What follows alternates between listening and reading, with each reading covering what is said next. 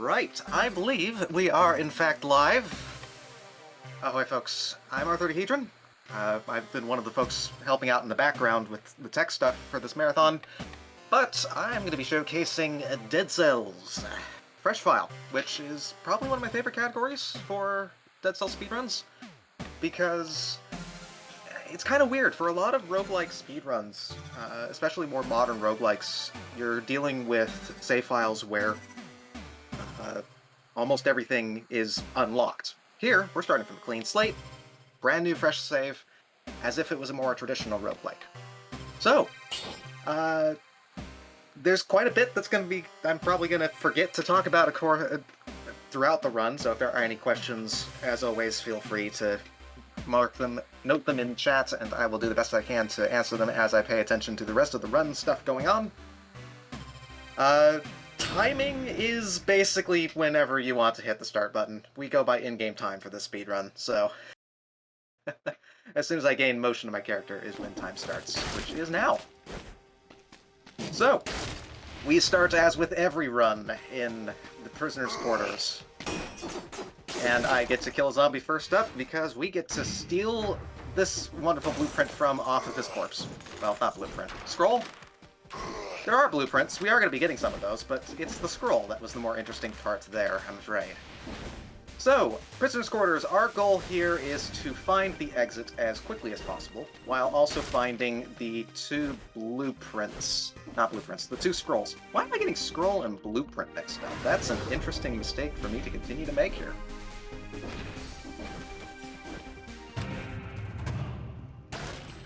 Grab an ice grenade. That's an okay pickup. That's a dead end. This is also dead end. And that was a shield bash to the backside of the prisoner. Yep, prisoner is a beheaded fellow. Pay no attention to the fact that his head is a glowing orb of... I'm not sure... Would that count as a spoiler? I'm trying to think now, and I'm also slightly concerned that I haven't found the exit yet. Well, I say exit, and there's the exit. That's how it works. We got here within the 2-minute window that I was looking for, which is fantastic, because we need to grab this. And I guess I'll grab the cudgel. I would have rather had something different there, I think. But the assault shield is going to be our friend. If anyone is familiar with Dead Cells speedruns, that is always the biggest thing with Dead Cells speedruns, is the assault shield. And we'll be showing that off once we get to the end of the Promenade of the Condemned. Level number 2. I have to actually think about how many levels there are in a run of Dead Cells. I'm trying to remember. A little bit hard to count and dodge zombie attacks at the same time. So the end goal is to kill the king, specifically. So a bit of background, right, about the game's story. We are a beheaded prisoner who I guess was, well, I mean, he's beheaded. He's dead. So, you know, I probably beheaded by decree of the king, so you can imagine that there's probably a bit of aminosity there. So the goal, kill the king. That's the end of the goal. And it'll make a little bit more sense once we get to the end there.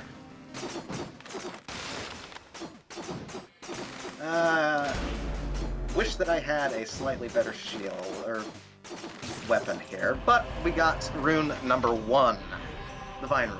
That's going to be the only rune we pick up for the run. It's kind of a neat thing, Dead Cells. It's not quite Metroidvania-esque, but there are some Metroidvania-esque elements to it in the form of these runes. We can now tickle these little clumps of vines at the bottom of these and create an not elevator. Ladder. A ladder of vines. That's the word I'm looking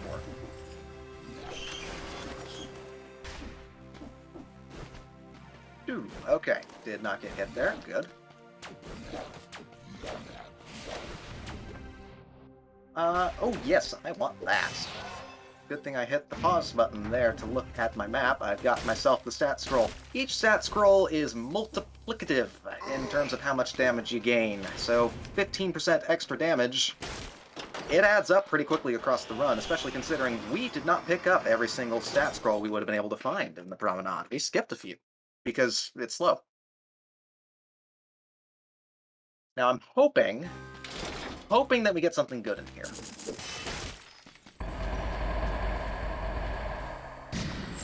That I will be okay with. A extra jump necklace is actually really good. So, we'll go ahead and get... No, not the health flask. Crap, I screwed that up.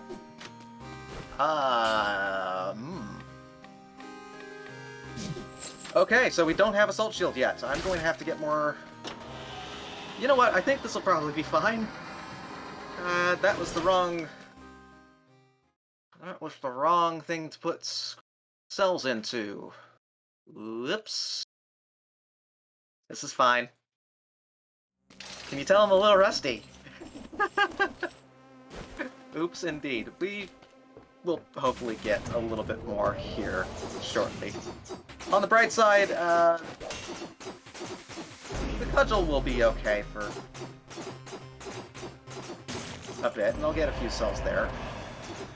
I actually am going to do a bit of zombie killing here to get a few more scrolls, or a few more cells just in case.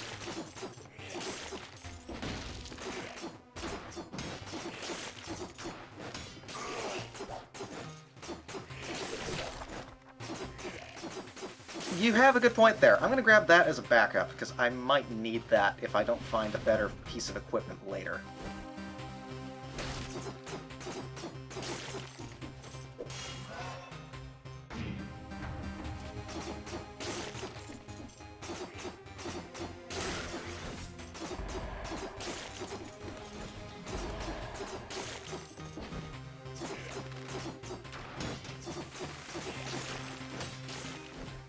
I might be able to maintain the speed boost here for a bit as well, which actually might be beneficial now that I think about it. I'm going to grab Tactics for the extra health.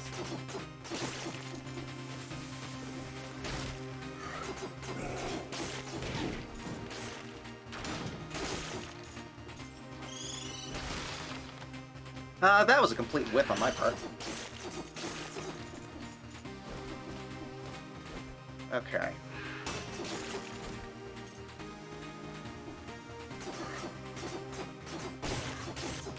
We do get from time doors. I accidentally wasted most of the time door cells that I'm going to end up getting in this run.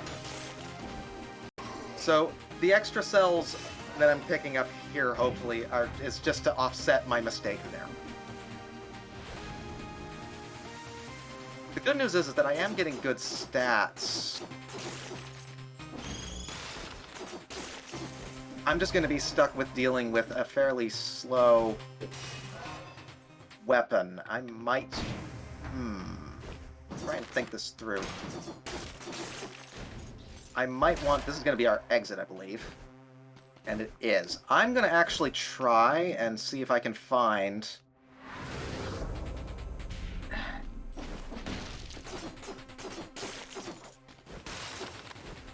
a little bit... Not cells. I'm specifically hoping for a weapon, because, as you can tell, Rusty Sword is not actually that great at not being slow. So if I can hopefully find the shop or a chest that has a weapon... you know what, Wolf Trap, I'm gonna have to just live with that, I think. Because I'm already gonna have to backtrack, and that's gonna be a little bit slow. Darn! Okay. Because I know that there's going to be only the one chest here, and I don't think I'm going to have enough. Yeah, I'm trying to think. I'm thinking marathon safety here. I'm thinking I want to not die and have to reset the run, because, you know, if I have to reset the run, that's bad. Okay, please have something. That's something. I do not have the right stats for this sort of build, but I'm going to run with it and hope for the best.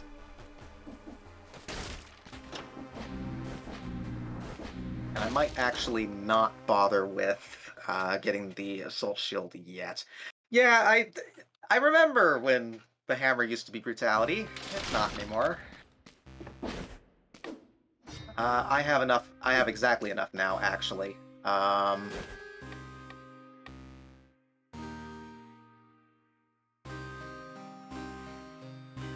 Okay, here's the idea. I know that that's the wrong... It's not an Assault Shield, but it's... I'm going to have to resort to the backup here a little bit earlier. Exactly. The hammer does crit on Wolf Trap hits, but it doesn't scale with the stat that I picked. So I'm going to resort to Bloodsword instead. And I do know that I'm going to have enough cells after this fight.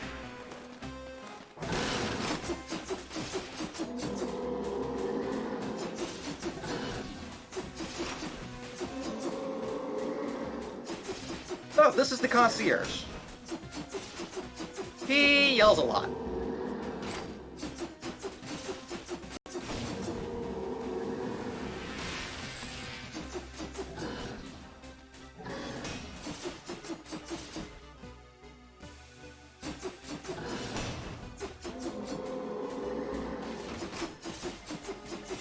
It's a lot harder for him to yell at me, though, if I am...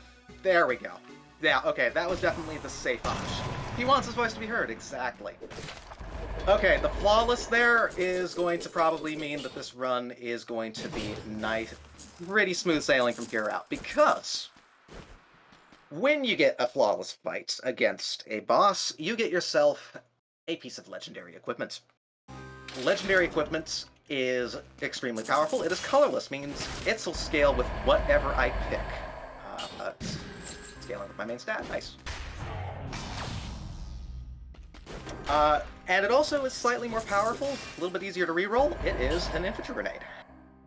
That's a very good infantry grenade, actually, because extra movement speed on kills? Yes, please.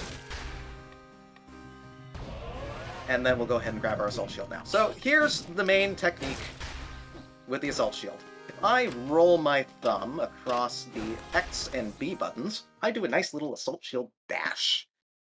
This is faster than just rolling, it's faster than just walking. It is really quite nice. So, this is Stilt Village. Stilt Village is fun. Because there's crabs everywhere. I don't like the crabs. There's also pirate captains, things that throw worms at you.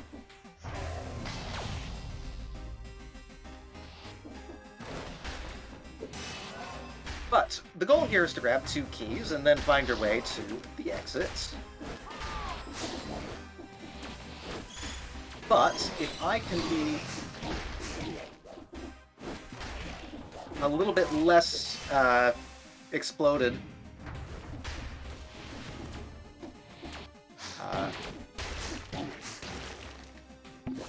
that's just going to be for safety.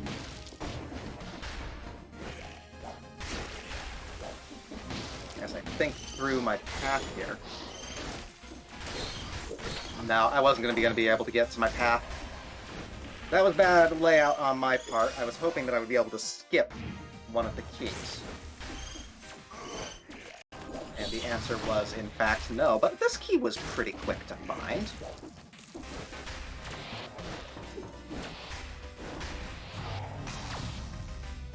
So that was pretty quick, I would say. I'm actually doing really well on stats. I mean, admittedly, that was because I took my time in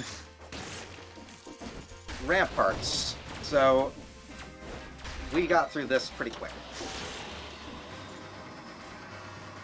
And we now move on to the Clock Tower. Clock Tower is one of, if not my favorite levels in the game. Partially because of the music, but also because of the theme. Because you always want a Castlevania-esque style game to have a clock tower that you go through, right? So, Clock Tower is a point of RNG in the run, however, that we are going to be paying attention to, and I'm going to try to explain how I'm going to mitigate that RNG as best as I can. Clock Tower will often spawn with 4 towers. One of those towers has my key. The other tower has my exit. I'm going to see... So this little teleporting thing means that we have a 1 in 3 chance of having our key in this tower. Grab ourselves the scroll that this fellow was holding.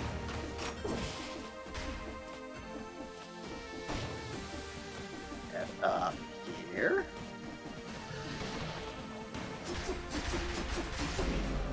Probably don't need to kill you, but if you have a better scroll for me... Is that actually better? That is slightly better for less damage reduction. I will take that.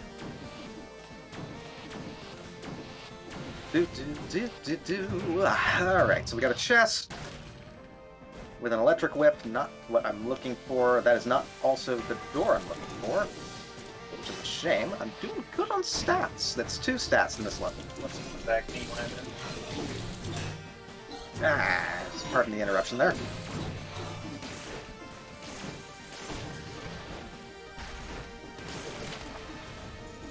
I want that, please. Thank you. Powerful grenade. That is a good blueprint to have, I would say. This is an extremely tall clock tower.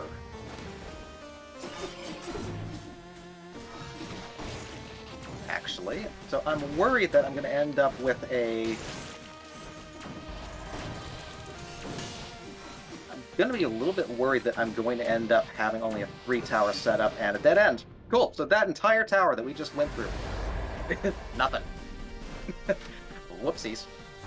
So, tower attempt number 2. As is kind of my tradition at this point, I might be looking at a full clear of Clock Tower, which is sadly quite a bit slow.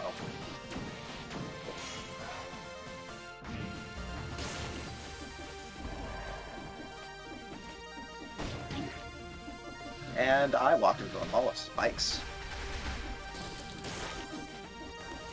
But we've got the little bit of extra movement speed, which is good.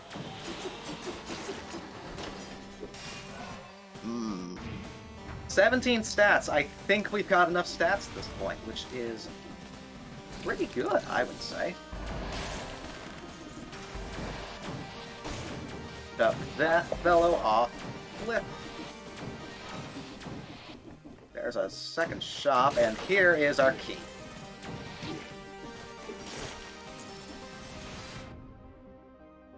Oh, that was a curse chest. No, not for a speedrun. I think that would probably be a bad idea to do a curse chest in a marathon set.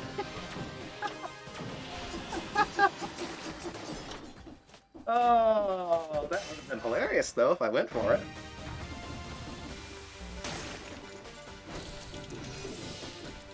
Gravity is 100% the best weapon in the game. It treats everybody equally. Yep, that was a full clear of the clock tower. Bit of a shame, but we will take it. Incentive I have to take curse chests.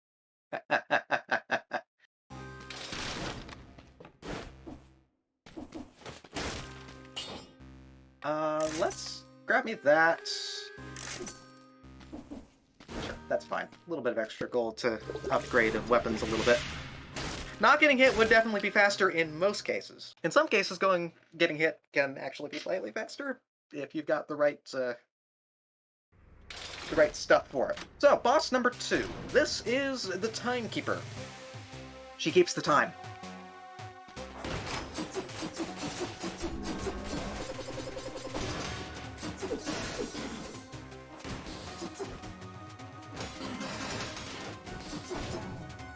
I'm also hoping that I can get a flawless against her. It's not mandatory, though.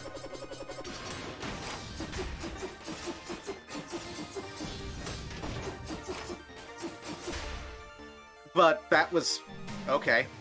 I will take that. That's going to be a second piece of legendary equipment. Let's go. We also pick up probably the most important piece of equipment in the run, and that, my friends, is Lightspeed. Lightspeed is going to be our friend. And it is going to potentially completely break this game, as is the case. Ice Grenade? Sure, I'll take that over the Wolf Trap. I'm going to hand this to you. I'm not going to unlock it yet, though. We're going to use it in the level after High Peak Castle. We're actually getting close to the end here. This is the second to last level. So, Clock Tower Castle is a tricky level to navigate through. Especially if you get hit point blank by whatever that was. So I am looking, so this level is split up into two main paths. One that ends in an exit.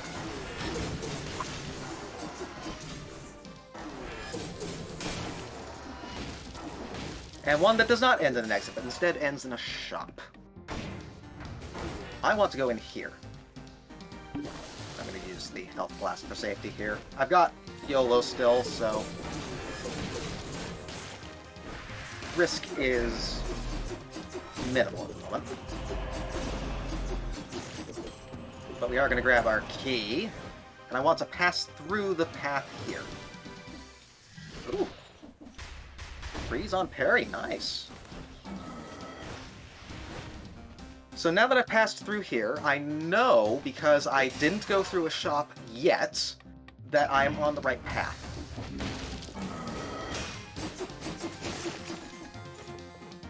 It's just a matter of trying to figure out which direction I need to go, which I believe is going to be this direction.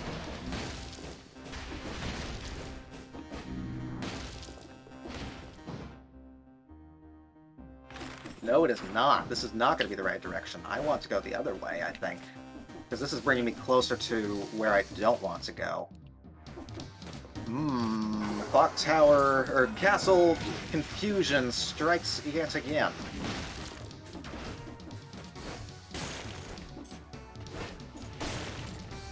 If I look down here, that should be our exit, I think. So let's go through here. We will defeat the elite in here, and we'll have the two requisite keys that we need.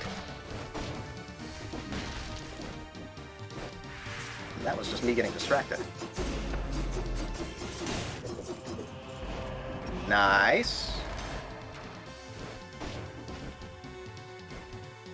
And with two keys, we've got ourselves our exit.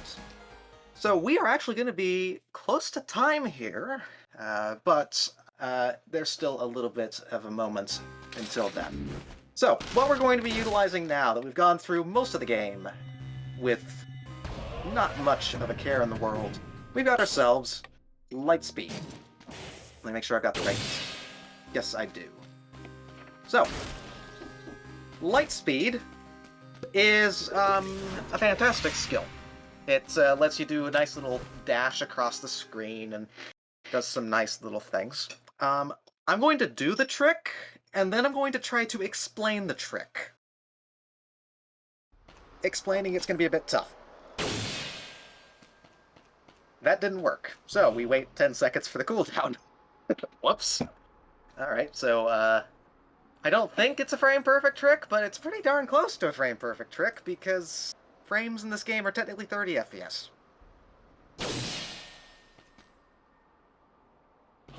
Okay, game. Let's not embarrass me here. I'm pressing two keys on my keyboard in really quick succession. Please work. How are you guys doing? I'm doing fine. I'm...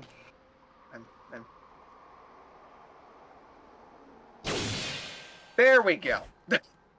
A bit anticlimactic, but the king is dead. The king is dead. The dead is king, I guess. So, what happened? I'm going to explain after the run is over what happened there, because it's going to be easier to explain after I've stopped giggling. For a timer, time ends when my amorphous green blob hops into the fountain.